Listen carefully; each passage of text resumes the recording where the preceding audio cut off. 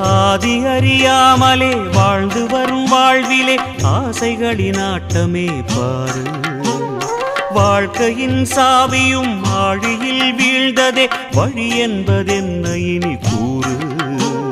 கைலையில் தாண்டவம் ஆடியது போதுமே பூமியில் நீ வந்து ஆடு. பூமியில் நீ வந்து ஆடு. பூமியில் நீ வந்து ஆடு.